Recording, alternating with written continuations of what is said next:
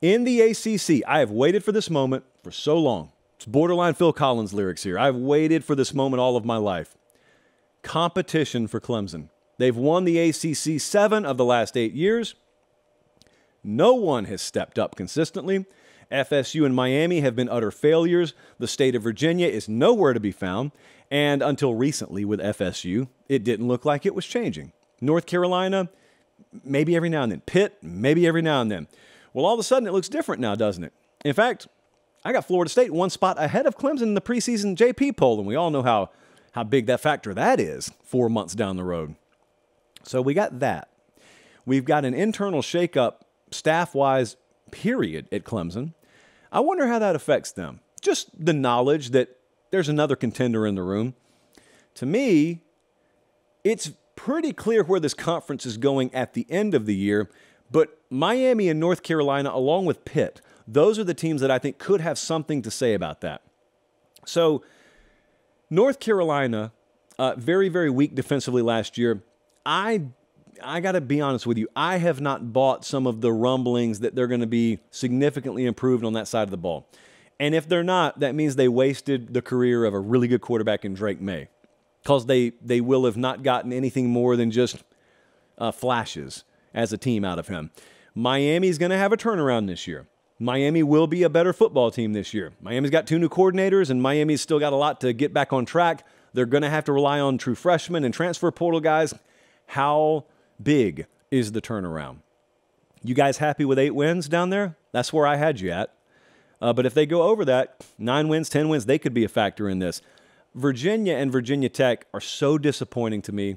I should be talking about them every year. And the coaching staffs are not high enough caliber there. I'm not just talking about head coaches. The staffs there are not good enough right now. They do not measure up. They don't compare. They got to get better. There's no excuse for football at the college level in the state of Virginia to be bad for an extended period of time. No excuse for that. The sleepers in this conference, Louisville, obviously, partly because of the pieces, partly because of schedule, but we've talked about them a lot, I feel like, on the show. So let's just keep an eye on them. It could be a product of both, but I think that they could be in this thing just because of schedule alone. But Pitt, there's some crazy stuff going on with Pitt right now. Pitt just continues to climb up the odds board. So there is a lot of wildness happening in the betting markets with Pitt. It reeks almost like of politics, where someone knows something about a candidate. Is Narduzzi running in 2024? I don't know, but his team keeps on creeping up the odds board.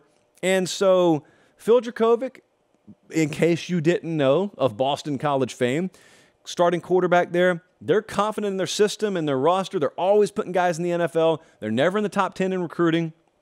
They know how to do things at Pitt. Duke, here's my question. What if I gave Duke Louisville's schedule? Because Duke's got Riley Leonard at quarterback. They have done a great job there. Mike Elko's done a great job. They've gotten the 19th highest level of returning production in college football, but they play 6 of the top 6 teams in the ACC plus Notre Dame. They can't win with that schedule. I mean, they can't make legitimate noise in the conference with that schedule. And so with that in mind, who's playing for a conference championship over here? I think it's pretty obvious. I mean, something will have to really, really change drastically. But I got Florida State over Clemson in the ACC championship game. And you know what I think? And this is just a feel here. There's no skill in predicting this to me. I think Clemson will get them the first time around. If I had to bet right now, I'd lean Clemson in that first game. But I don't think there's going to be much separation in those teams. And I think Florida State's going to be good enough to punch a ticket to a rematch in Charlotte. And I think the team Florida State may be, if they're able to stay healthy by December, could be a better version than the one Clemson plays that Saturday evening in Death Valley. I think Florida State's going to end up winning the thing. And same question as I had with Texas. If they win it, is it a 2-loss team? Is it a 1-loss team? What kind of team are we looking at? Is it more than just a conference champ? Because, right now, to me, the ACC is right there in line with like the Big 12, the Pac-12, in wondering, will their champ be high caliber enough to be included in the college football playoff? And I've still struggled, gone back and forth on that. But yeah, I didn't know I was doing that as of like 2 days ago. but I'm taking Florida State. Slight number 2 in the odds market right now behind Clemson to win the conference. I'm taking Florida State to win the conference. So there you go, Bryant McFadden. You tried to talk me into it 7 months ago, and I'm there for you now.